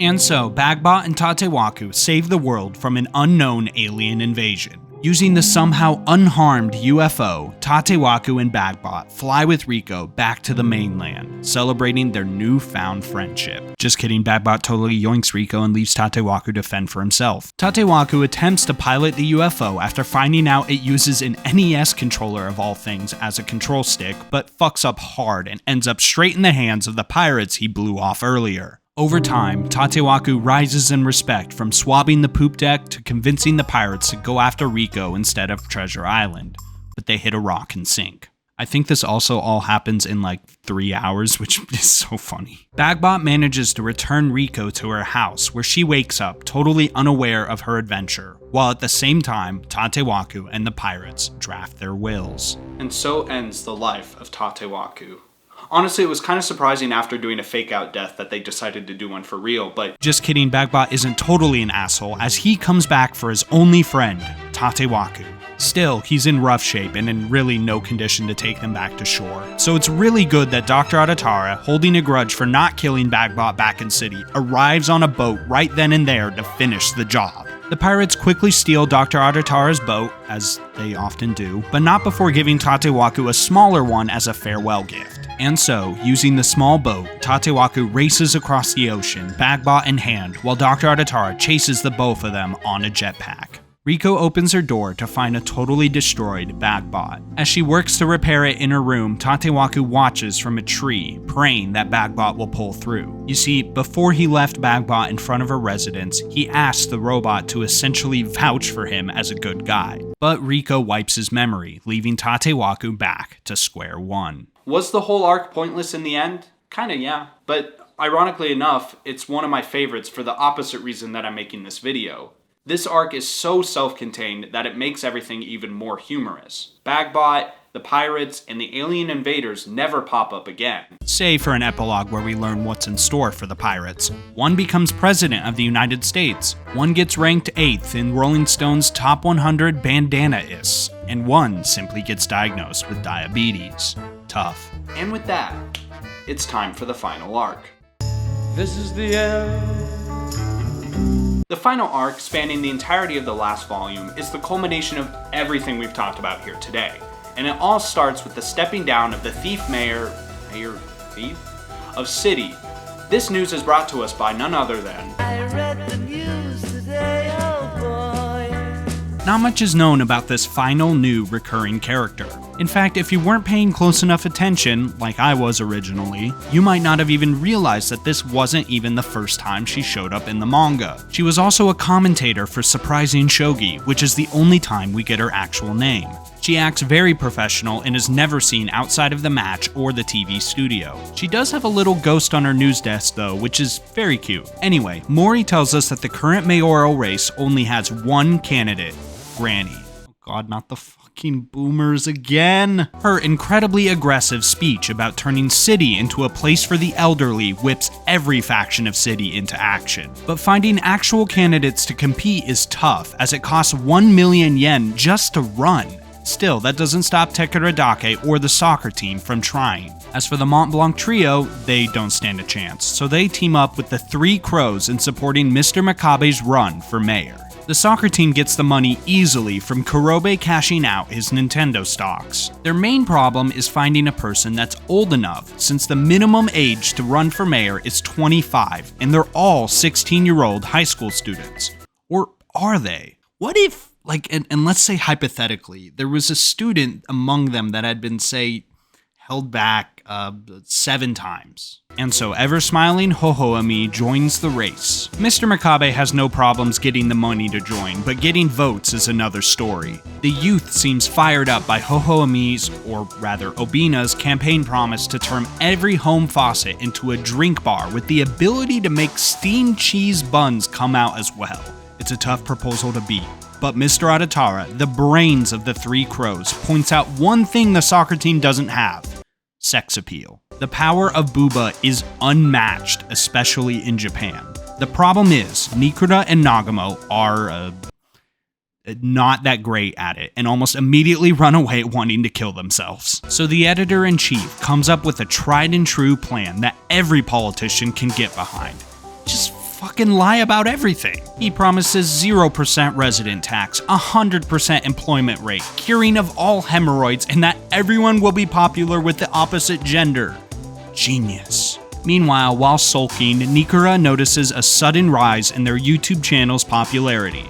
Maybe Mambo number 5 worked after all. No, it's just a video they made of Nagamo and her catching the mayor thief Mayor? Has gone viral thanks to a 1-second cameo from Shia. It's then that Wako appears out of nowhere and offers to contact Shia to use her popularity to help Mr. Makabe win the election. But they're not the only ones vying for Shia's help. Tatsuta begs her for a favor, to which she eventually agrees, hoping to get one last shot at dating Tatsuta, but it's not until they arrive at Tanabe Mansion that the favor is revealed to her. Miss Tanabe is also entering the race, wearing armor and promising to, quote, rule all.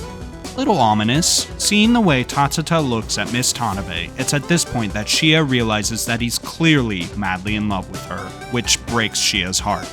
She runs away in tears. While Shia is away, Umi and Sora happen to answer Wako's call. Deciding to get a little mischievous, Sora convinces Umi to pretend to be Shia, and the two make their way over to Nagamo and Nikura while Wako leaves to do God knows what. Tekiradake wants to enter the race, but famously has no money. Lucky for him, all of the animals of City, yes including life, are on his side. Tsuchinoko turns himself in to Miss Tanabe for the reward money, which is swiftly given to Tekiradake to allow him to register.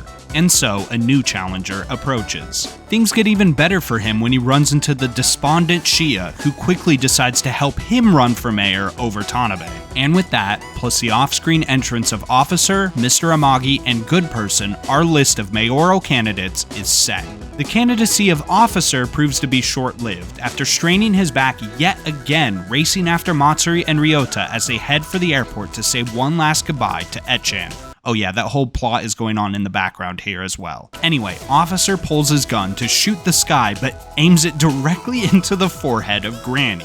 So he drops out and becomes her slave. The three crows are despondent, having made a manifesto of lies and still not getting the votes that they need. But Nagamo and Nikura are back and here to save the day because they got Shia. At least that's what they think. At this point, Nikura has become a full-on camera woman, shaking with joy at the amazing footage she's getting, and largely becomes a background gag. But she's living out her dream, which is nice. The three crows are totally on board with using Shia, but before they can make a fool of themselves by using the imposter, Mrs. Adatara drags Umi, Sora, and her husband back to the family store. Out of ideas and out of time, Mr. Makabe begins to attack the platforms of other candidates directly. Steamed cheese buns are best when you only eat them once in a while. And it works. The crowd immediately turns on Ho-Ho-Mi and the soccer team, killing any chance of them winning the election. Makabe suggests joining forces, but before Obina can agree, they spot the massive crowd of Tekiradake caused entirely by the real Shia. The soccer team immediately throws their support behind Tekiradake, and after the editor-in-chief leaves to help Todoroki and his mistake with the two manga grades Oni and Daisuke, yes that's also happening in the background, Mr. Makabe is only left with Nagamo and Nikura. Meanwhile, the Tanabe campaign is in full swing, owing to the efforts of Braids and Abacus distributing targeted pamphlets and appealing to the middle-aged voter bloc with nostalgia. This grabs the attention of Granny, who finally sees the man behind all of this, her old fling, Hotaka. The two finally speak for the first time in decades, where they reveal and reminisce about their past. Granny offers Hotaka the position of vice mayor, but just like the marriage proposal, he gives her the cold shoulder. After Granny leaves, Hotaka immediately springs into action to steal the senior vote. But before he can do anything, Tanabe reveals to him that she just got engaged to Tatsuta and is dropping out. Shia sees this from a distance and, still heartbroken, decides right then and there to go abroad to become successful and, quote, make them regret it. The dominoes start to fall. The soccer team also pledges to go overseas. The crowd leaves because of a lack of Shia, and Tekiradake is left with no supporters except his trusty troop. Hotaka makes a judgment call and passes the support of the Tanabe group to none other than Mr. Makabe. Quote, please make this a fun city. And with that, we arrive at Election Day. At some point off-screen, Good Person dropped out, leaving the city with 4 options. Tekiradake, Granny, Mr. Makabe, and Mr. Amagi. Good Person votes for Amagi, but the rest of the humans, and I literally mean the rest of them, split between Granny and Mr. Makabe. Tekeradake gets mad when Mr. Kurobe counts him out as a possibility, but Mr. Kurobe points out that animals can't vote. The rest of the voters line up in front of their candidate while the Wild Bird Society of Japan begins to count from the stands. And the results are in. With one vote, Granny is the new mayor. Wait a minute! Out of all people, the self-described King of Solitude makes a shocking discovery. The other members of the Wild Bird Society murmur about him getting kicked out for observing animals other than birds, which is the only other info we get about him. But it's relevant here because one of the voters on Granny's side isn't a voter at all. Suddenly, a voice comes from the ground, and out pops a previously unseen and uncounted Wako Izumi on Mr. Makabe's side. And with that, Mr. Makabe wins the mayoral election by 1 vote. Thank God the boomers didn't win, bro. The end. What a wild ride, huh? Let's update the board one final time.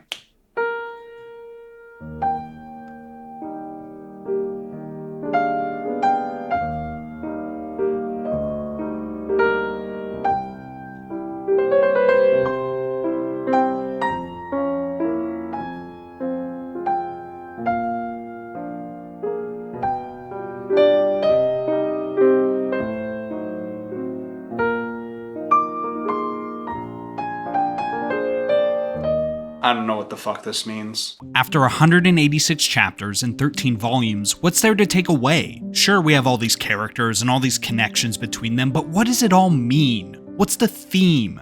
I think it can be best summed up in the final few pages of the manga. Nikura asks Nagamo if she ever managed to find something fun to do. She replies, "Oh, I was thinking about that, and it turns out every day's actually pretty fun." So the message? You only have one life, so make every day fun. I hope you enjoyed this guide to the world of City. You have any questions? Oh, my bad, I forgot. Bro, what the fuck? What? This isn't the One Piece video. Oh, yeah, sorry about that. I just got really passionate about City. But stay tuned. It's coming. Promise. For sure, makes sense. And why am I tied up? Oh, I just needed a captive audience. Get it? Because you're... you know. Anyway, you want to try out that Mont Blanc dessert thing? Oh, yeah, I'm down. Awesome. 44 minutes? Can I get a chicken first? Dude. We're gonna eat dessert without fucking chicken? You wanna eat dessert without an actual meal? Let's go to Costco. Rotisserie chicken. Let's go to Costco. Let's go get chicken. At 2 PM, you want a full chicken from Costco. Is there a wrong time to eat rotisserie chicken?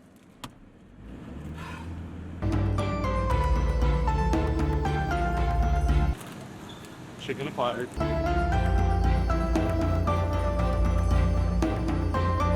Ba ba ba ba.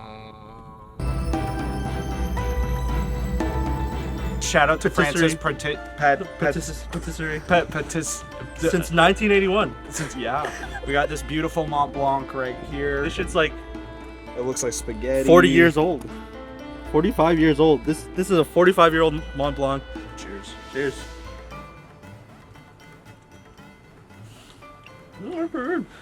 Well, thank you for watching. I hope you enjoyed. We're gonna enjoy this. Open up.